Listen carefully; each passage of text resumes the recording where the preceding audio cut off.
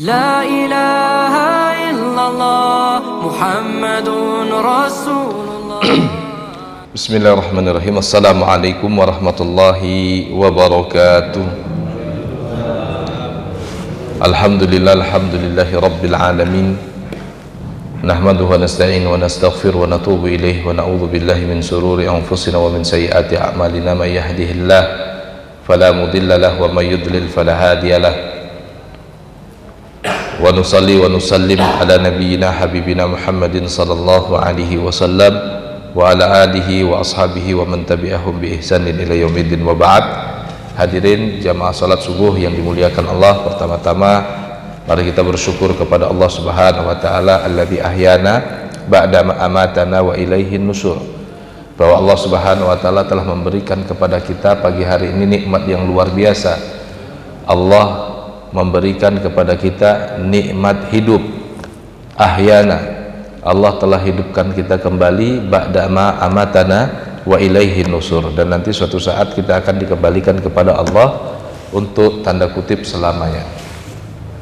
Salawat dan salam semoga tercurahkan kepada Rasulullah sallallahu alaihi wasallam.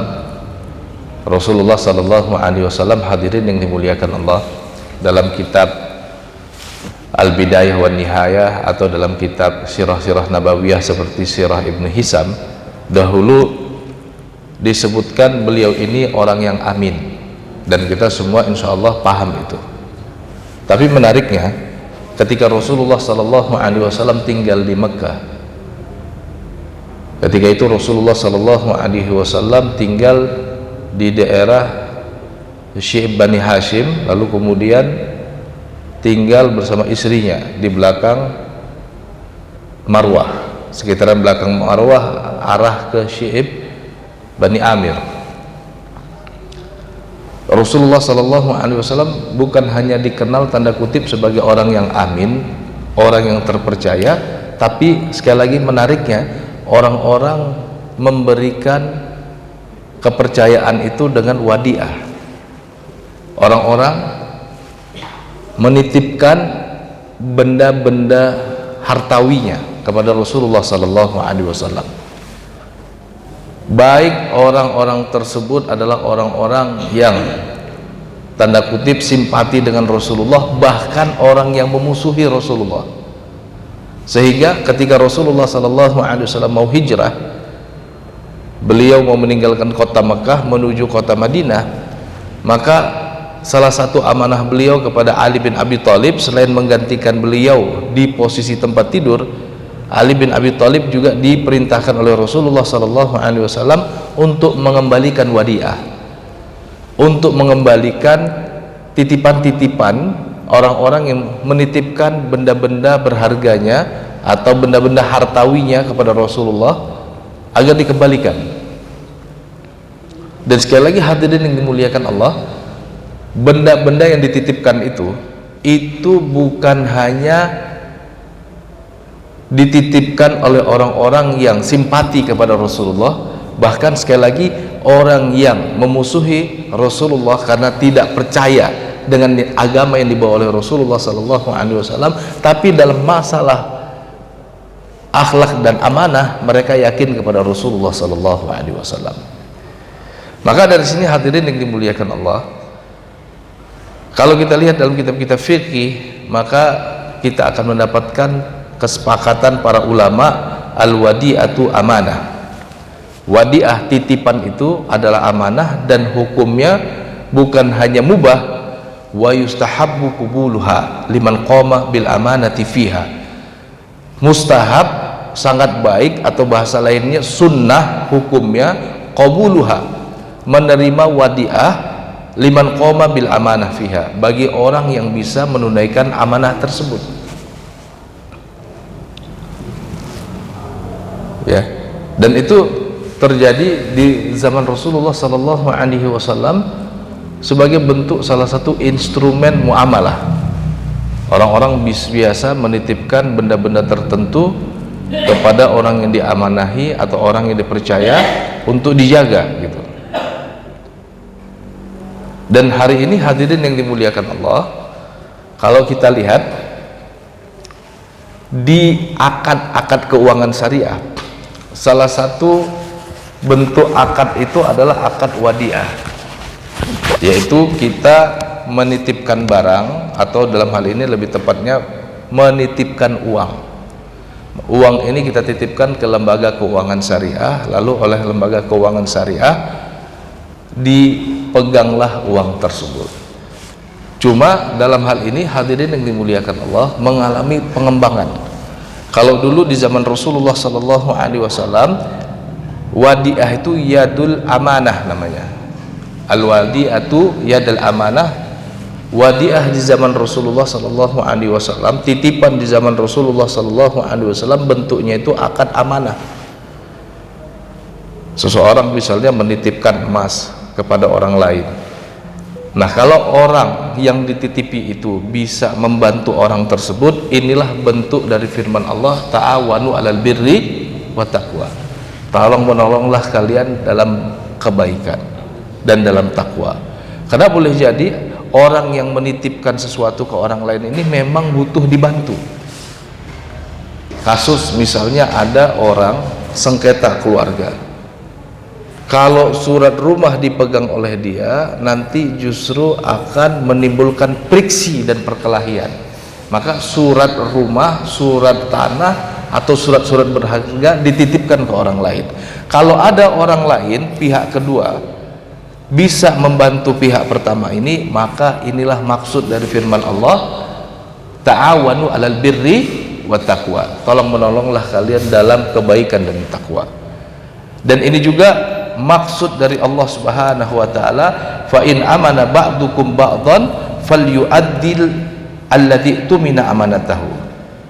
Dalam surat Al-Baqarah ayat 283 Allah mengatakan, fa in amina ba'dukum ba'dha, kalau sebagian kalian itu memang orang yang bisa diamanahi, falyu'addil ladzi tumina amanatahu, maka hendaklah dia menunaikan amanah yang telah diamanahkan kepadanya. Dan dalam beberapa kasus kita membantu orang dengan cara memegang amanah tersebut, ya dititipkan kepada kita, bukan hanya hukumnya jaizun, bukan hanya hukumnya boleh, tapi kemudian bisa menjadi mustahab, dan secara umum mustahab, baik atau sunnah.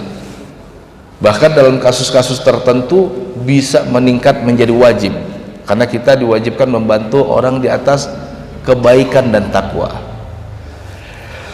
Oke, hadirin yang dimuliakan Allah, pertanyaannya, boleh tidak orang yang menitipkan amanah kepada pihak kedua dimintai jasa amanah? Saya mengamanahkan misalnya uang kepada pihak kedua, atau saya mengamanahkan surat tanah kepada pihak kedua, boleh enggak pihak kedua nuntut ada jasa di situ? Kalau boleh, akadnya bukan wadiah lagi, berarti akadnya sudah berubah menjadi akad yang lain, karena aslinya wadiah itu tidak menuntut adanya timbal balik, begitu. Makanya dalam mazhab Hambali, wadiah itu bukan hanya titipan, tapi wadiah itu adalah titipan bila iwadin.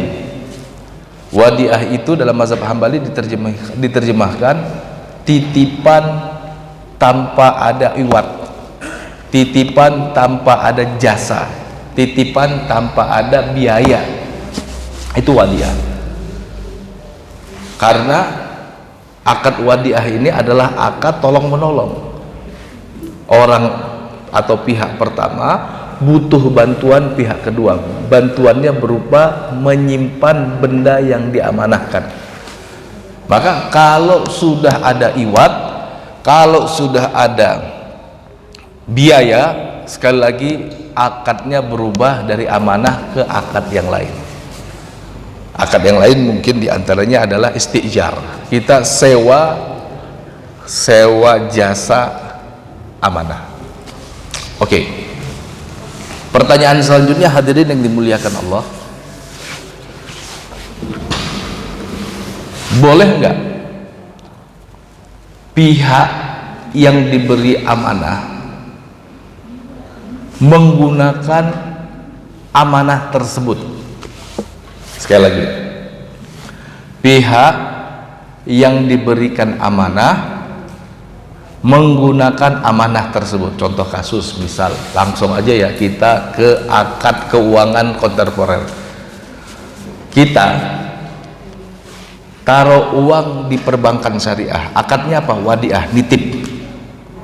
Boleh tidak perbankan syariat menggunakan uang kita itu untuk kepentingan dia, atau kemudian dia gerakkan di sektor real, tapi nanti kapan saja kita butuh dia wajib mengembalikannya? Sekali lagi, kapan saja kita butuh dia wajib mengembalikannya. Pertanyaannya, akad seperti ini boleh nggak?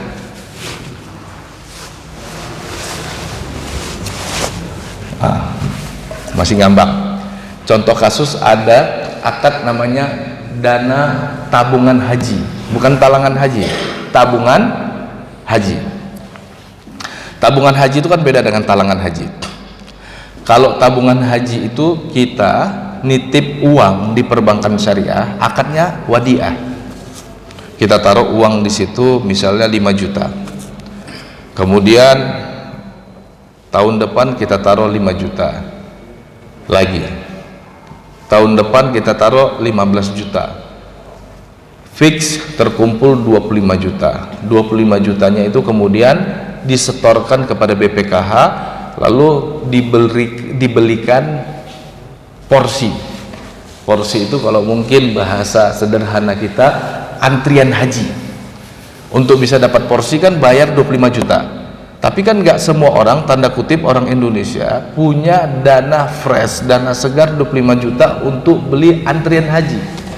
Maka salah satu skema yang dibuat oleh perbankan syariah, akad wadiah. Jadi kita taruh duit di situ sampai terkumpul 25 juta, lalu setelah terkumpul 25 juta dibelikan porsi haji. Nah, problemnya, pertanyaannya adalah, dan ini yang sering terjadi, boleh tidak lembaga keuangan syariah itu ketika kita nitipin uang 5 juta kemudian ditambahkan lagi 5 juta, dia gunakan atau kasarnya dia investasikan di sektor real? Boleh nggak?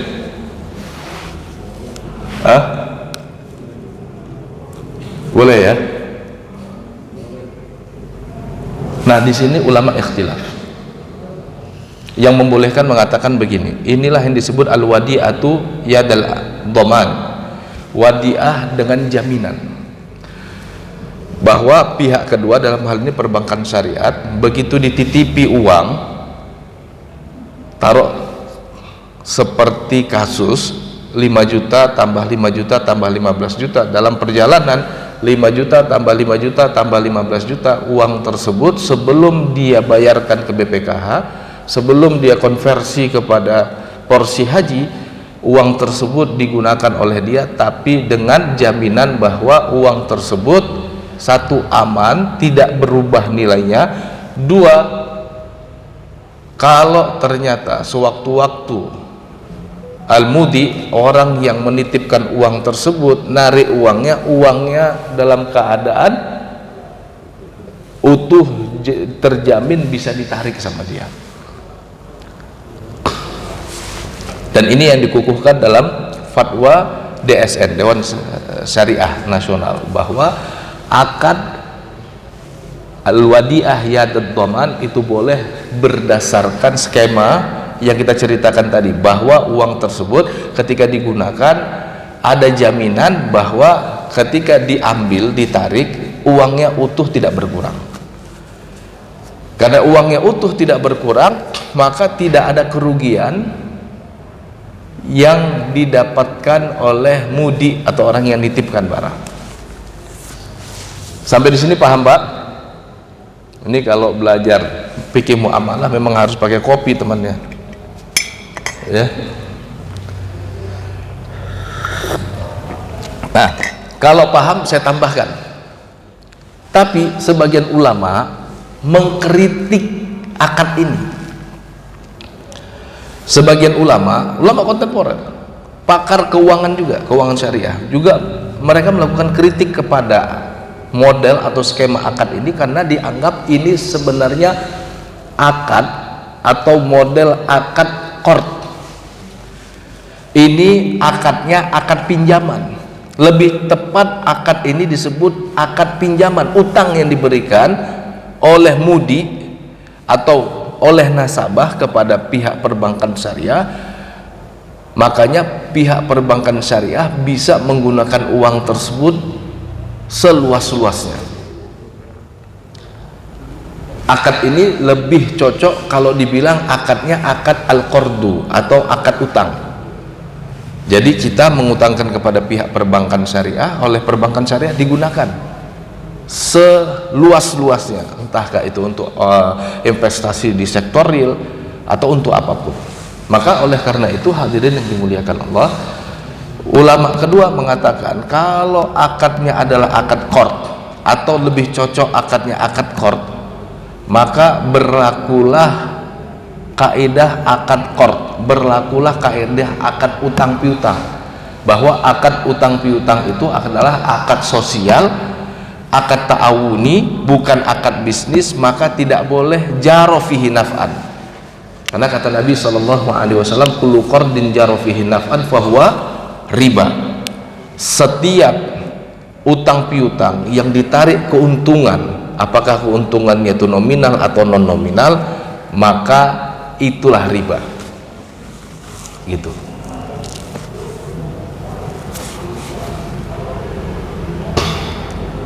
Kalau akadnya akad qard atau akadnya akad utang piutang, maka pihak perbankan itu tanda kutip tidak diperkenankan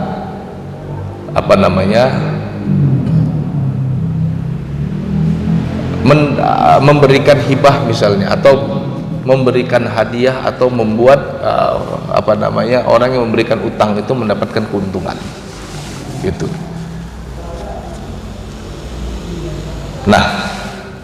Nah hadirin yang dimuliakan Allah, ini juga tanda kutip yang perlu dikritik dari akad-akad perbankan syariah hari ini. Dulu sebelum dana tabungan haji ini, pernah dengar nggak dana talangan haji? Dana talangan haji inilah kalau kita lihat beberapa penelitian di tanda kutip dituduh, atau kemudian bukan dituduh ya, terbukti menjadi salah satu sebab ada antrian haji. Karena sebelum dana tabungan haji, ketika dana talangan haji itu, jadi pihak perbankan memberikan talangan kepada jamaah, membayarkan porsi jamaah akhirnya punya porsi, punya tiket untuk ngantri haji. Pada saat yang sama jamaah harus membayarkan utang tersebut. Sekali lagi, jamaah ditalangi perbankan yang membelikan porsi haji. Pertanyaannya, akad antara jamaah sama perbankan, akadnya apa? Jamaah dibayari oleh perbankan, akadnya apa? Dulu akadnya pinjam meminjam. Apalagi dahulu bank konvensional juga bisa masuk ke situ. Makanya skema yang ditawarkan bank konvensional adalah dia pinjamkan duit 25 juta, kemudian dia belikan atau dipakai untuk beli porsi, lalu kemudian duit 25 juta ini dikali BI rate, suku bunga, baru kemudian dibagi jumlah atau tenor bulan gitu.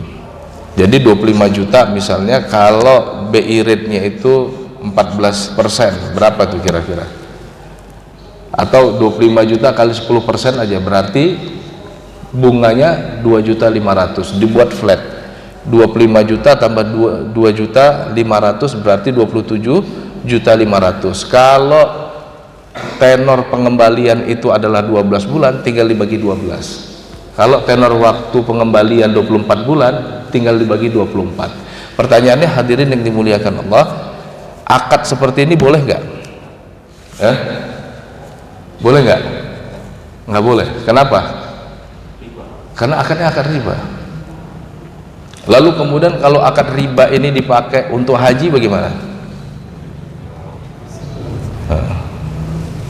Ada yang berpendapat bahwa hajinya itu tetap sah karena tidak terkait dengan sah tidak sahnya haji. Karena sah tidak sahnya haji itu kan syaratnya seperti yang dituliskan dalam kitab-kitab fikih itu kan ihram, wukuf dan segala macam. Tapi perlu digarisbawahi bahwa ini termasuk yang dikecam oleh Allah Subhanahu wa taala. Allah mengatakan innallaha thayyibun la yaqbalu illa thayyiban. Allah itu baik, tidak menerima kecuali yang baik-baik saja. Makanya kalau ada harta haram yang kita pegang, bukan harta kita, atau kita mendapatkannya melalui proses yang tidak dibenarkan syariat, harta itu tidak boleh disodakohkan. Harta itu tanda kutip tidak boleh diinfakkan. Harta itu tidak boleh diwakafkan. Karena sodakoh adalah ibadah. Allah tidak menerima ibadah kecuali dari yang baik-baik saja. Lalu bagaimana harta itu kita lepas kepemilikannya? Bisa bentuknya hibah dan digunakan untuk sektor kemaslahatan aja. Jangan dana haram kita pakai untuk bangun masjid. Kalau untuk bangun masjid kita cari harta yang baik. Tapi kalau untuk kemaslahatan umum bolehlah harta haram. Kemaslahatan umum itu misalnya seperti jalanan, kamar mandi yang bisa dipakai orang banyak. Tapi untuk sarana ibadah yang kita gunakan dengan akad sodakoh, yang kita gunakan dengan akad wakaf misalnya, maka tidak diperkenankan kecuali dari harta yang baik-baik saja. Gitu. Oke, hadirin yang dimuliakan Allah, talangan haji kita sudah tahu seperti itu. Coba kalau kita rubah akadnya tadi ya, talangan haji, nanti kita akan ke tabungan haji. Talangan haji tadi ada skema awal bahwa perbankan konvensional bisa masuk. Perbankan konvensional berikan duit 25 juta, akadnya akad pinjaman, lalu kemudian dikalikan dengan BI rate, suku bunga, lalu kemudian nanti dibagi tenor. Dapatlah kemudian berapa yang harus dibayarkan dan berapa cicilan per bulan. Nah sekarang kalau seandainya akadnya dirubah, kalau akadnya dirubah bahwa lembaga keuangan tidak memberikan pinjaman ke kita, tapi lembaga keuangan itu bertindak mewakili kita beli porsi haji.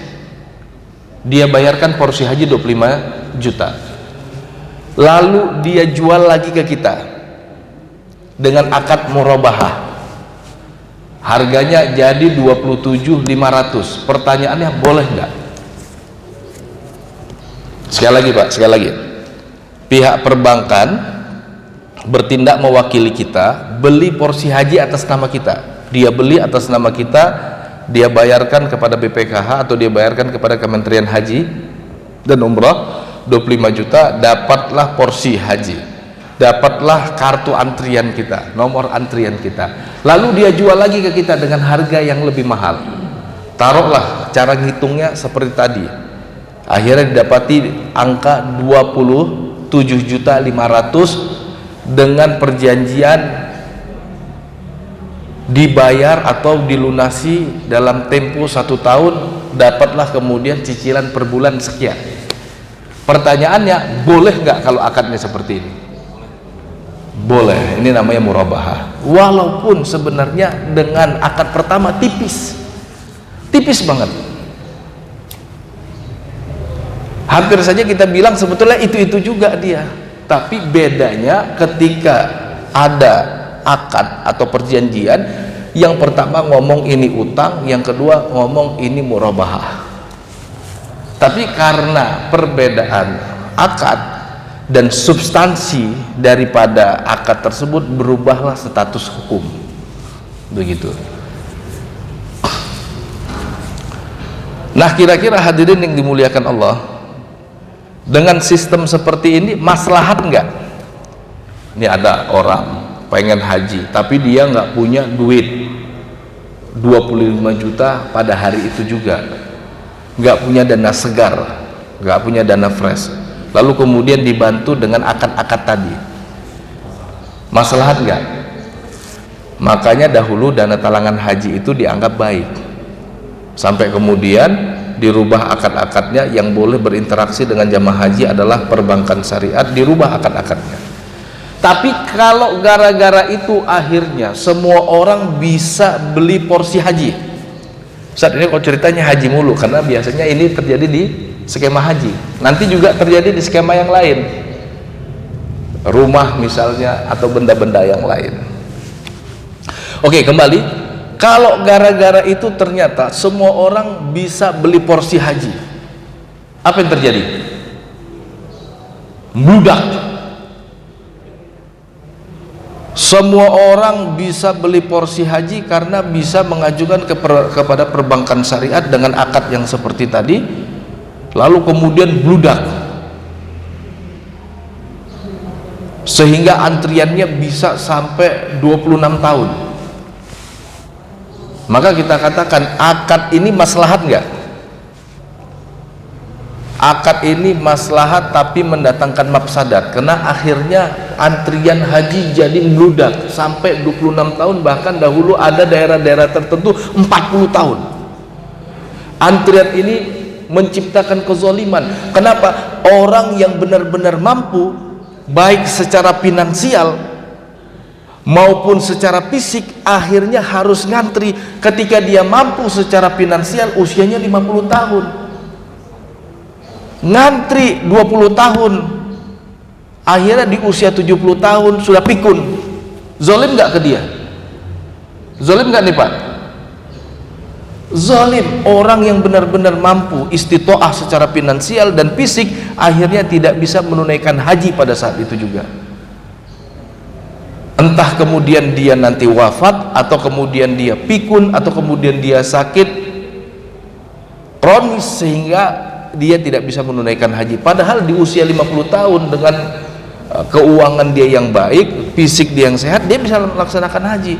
Tapi gara-gara ngebludak, akhirnya nggak bisa melaksanakan haji kecuali di usia 70 tahun. Nah, disinilah kita katakan darul mafasid muqaddam ala jalbil masalih. Menolak keburukan, menolak kerusakan, menolak kezoliman itu mesti diutamakan, mesti dikedepankan, mesti menjadi prioritas daripada kita mencari maslahat. Kalau keran dana tabungan haji, apalagi dulu dana talangan haji, dibuka sebesar-besarnya, orang yang sebenarnya tidak benar-benar istitoah secara finansial, akhirnya bisa beli porsi antrian, bludak antrian, akhirnya yang benar-benar mampu secara fisik, secara finansial tidak bisa berangkat, dan ini menzolimi dia.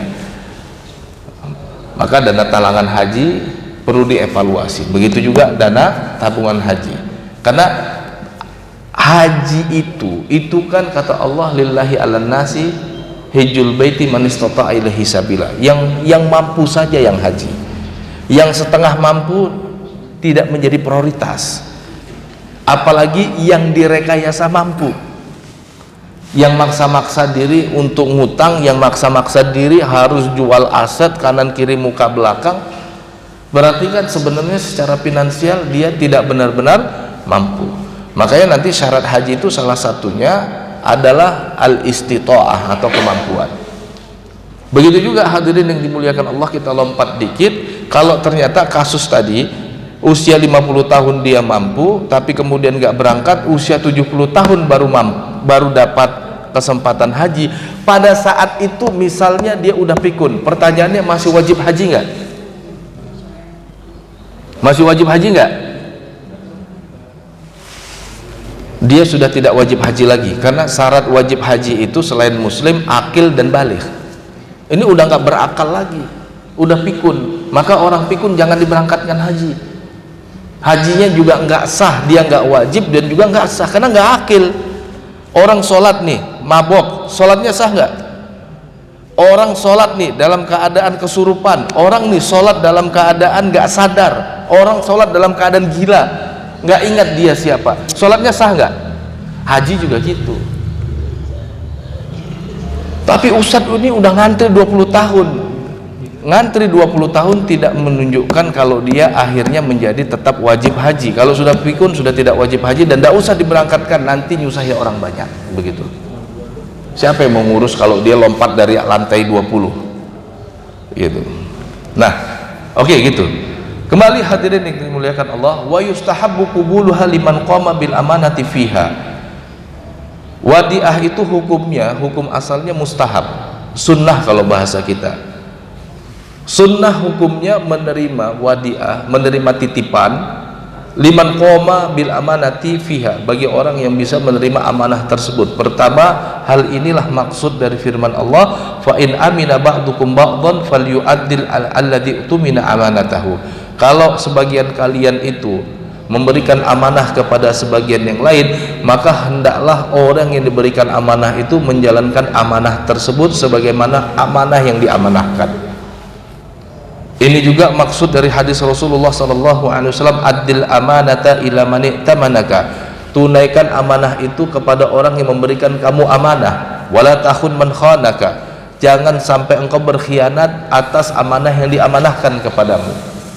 Maka jangan heran kalau dulu Rasulullah SAW sebagai orang yang amanah, sebagai orang yang terpercaya, menerima titipan wadiah, baik dari orang yang simpati kepada Rasulullah maupun dari orang yang memusuhi Rasulullah. Gitu. Wala yatman illa bita'addi. Nah, ini poin penting nih, dan ini kaidah. Wala yatman, tidak bertanggung jawab untuk mengganti barang titipan tersebut illa bita'addi, kecuali kalau ada khianat di situ, kecuali kalau ada unsur kelalaian yang disengaja di situ. Kita misalnya diamanahi mobil, qadarullah komplek kita kena musibah, qadarullah beberapa rumah dan rumah kita terbakar, mobil yang diamanahkan kita juga terbakar. Pertanyaannya, kita wajib ganti nggak? Yang mengamanahkan kepada kita, al-mudib, datang ke kita ngamuk-ngamuk, gua nggak mau tahu, pokoknya mobil ini lu ganti, gua belum beres cicilannya, gua taruh ini ke rumah lu karena gua dikejar-kejar, nah lu sekarang bakar ini mobil, gua nggak mau tahu, balikin nih.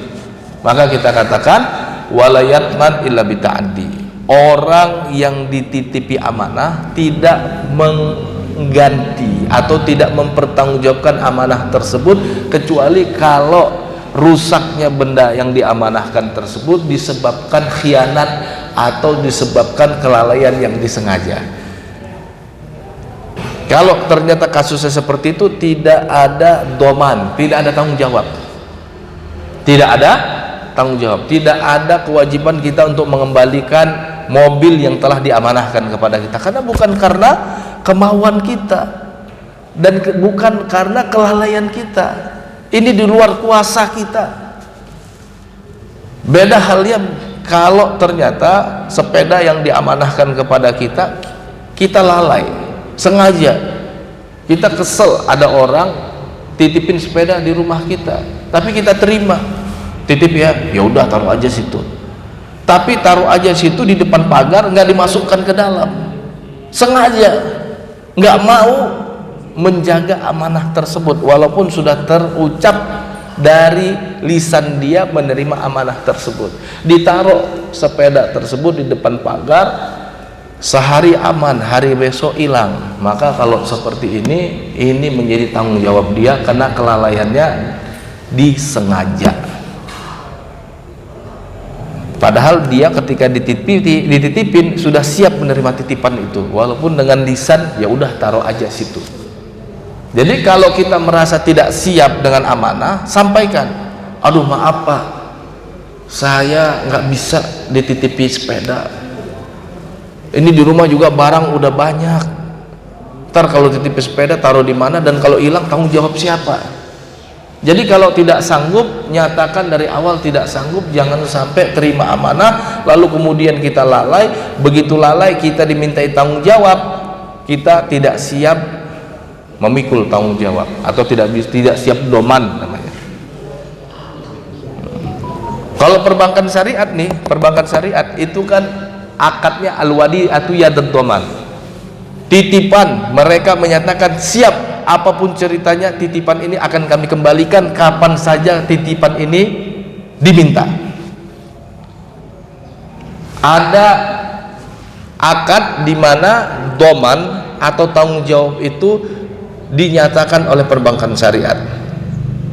Maka kalau kemudian ada kejadian itu berdasarkan kelalaian dia, hilangnya dana titipan kita, itu tanggung jawab dia kembalikan ke kita. Tapi kalau dana yang kita titipi misalnya Pak 100 juta, tahu-tahu lembaga keuangan kita itu tanda kutip diserang, sehingga kemudian hilang likuiditas, krisis lah begitu, seperti yang terjadi pada tahun 98. Bank-bank nggak bisa mulangkan dana kita, dan itu bukan karena kelalaiannya, tapi ada serangan dari luar. Pertanyaannya, masih sah nggak secara syariat kita nuntut ke perbankan? Masih sah nggak kira-kira? Hah?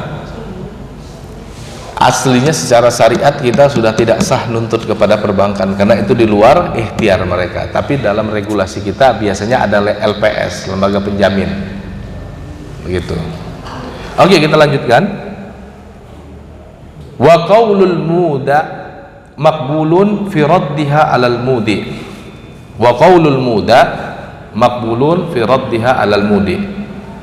Perkataan orang yang dititipi barang itu aslinya makbul, diterima. Fi raddiha 'alal mudi, sebagai bantahan terhadap orang yang nitipin. Maksudnya gimana nih? Ini kaidah nih Pak. Ini yang kita baca ini ringkas, tapi ini kaidah.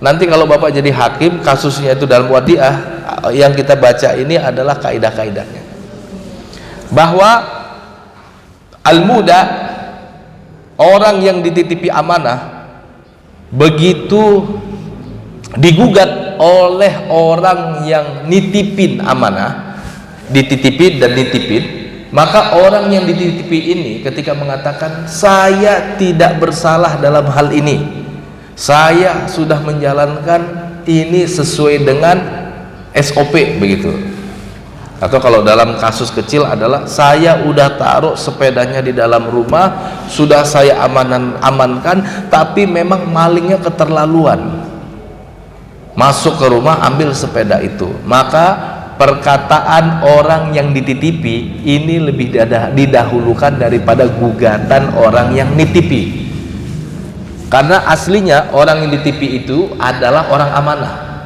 Karena nggak mungkin orang berani nitipin barang ke orang lain kecuali orang lain itu sudah dikenal sebagai orang yang amanah, benar gak? Sehingga ketika dia nanti mengatakan saya tidak salah dalam hal ini, perkataan dia itu lebih diutamakan, lebih diprioritaskan, atau perkataan dia itu itulah yang diterima, karena aslinya dia orang yang amanah ketika terjadi sengketa gitu. Karena nggak mungkin, sekali lagi, kita menitipkan barang kepada pihak lain kecuali pihak lain itu orang yang kita kenal sebagai orang yang baik gitu. Maka perkataan dia itu dijadikan dasar. Tapi nanti dalam perjalanannya ini pelik nih Pak, dalam perjalanannya ini pelik, dan belum tentu ketika terjadi sengketa kita putuskan sesuai dengan kaidah ini pihak-pihap tersebut terima,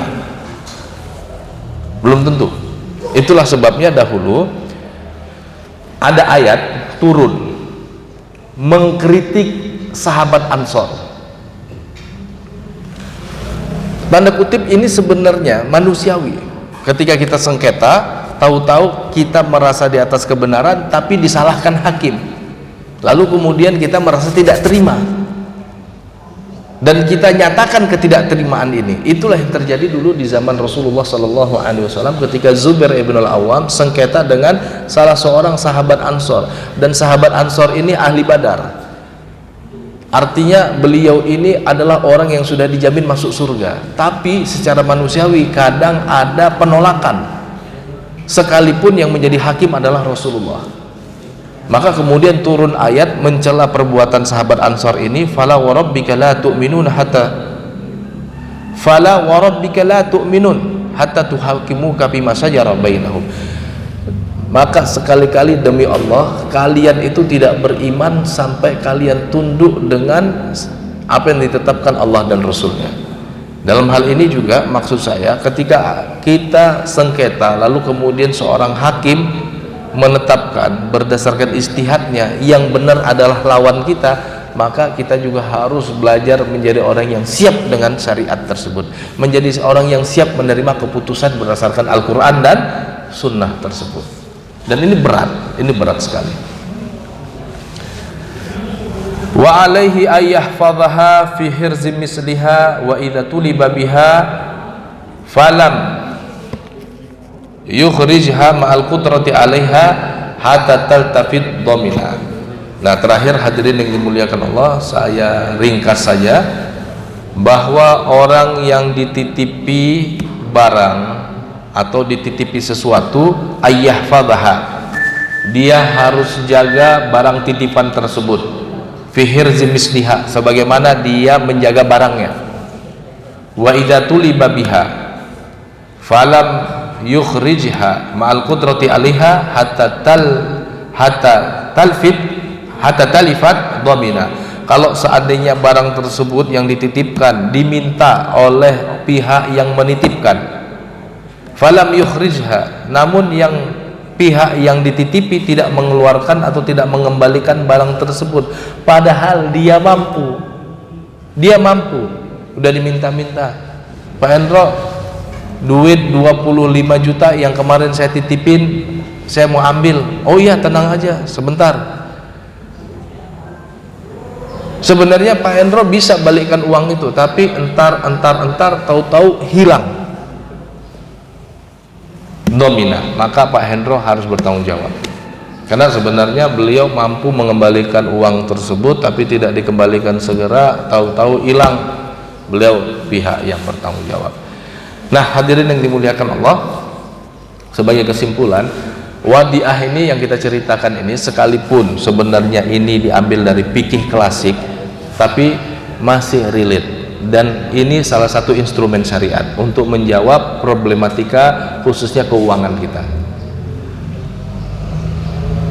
Wadiah ini bagian dari syariat, dan ingat tadi Rasulullah SAW dikenal sebagai orang amanah, sehingga orang-orang itu menitipkan barang ke Rasulullah. Sekalipun yang nitipin itu sebenarnya nggak suka dengan ajaran yang dibawa Rasulullah, tapi mereka yakin Rasulullah orang baik. Makanya Rasulullah pernah berwasiat, wa khaliqin nas bi khuluqin hasanin.